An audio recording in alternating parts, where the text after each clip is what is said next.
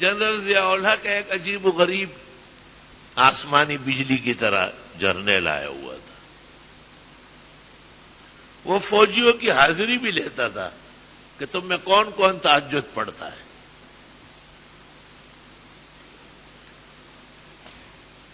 وہ شور شرابہ 11 سال کیا. اسلام کے بہت قدردان، بہت ہی زیادہ نفلے اور ورد وظیفے کرنے والا.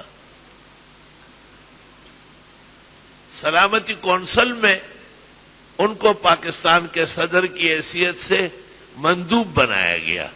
قاری وحید ظفر کو ساتھ لے گئے، اس کو آیتیں بتائی کہ یہاں سے یہاں تک پڑھو، اور کھڑے ہو کر کے تقریر کی اور پیغمبر اسلام کا حجۃ الوداع کا خطبہ پڑھ کر سنایا، اور تمام صدور عالم کو کہا کہ یہ آپ کے امانت تھی، میرے ذمہ میرے نبی نے آپ کو پیغام دیا ہے، آپ اس پر سوچیں، اس کے مطابق بنے. وہ ایک حیران کن کرشمہ تھا.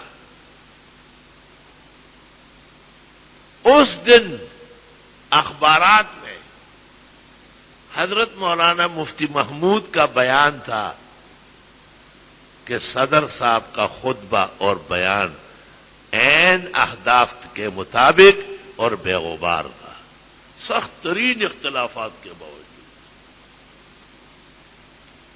حق بات حق کے علماء قبول کرتے ہیں.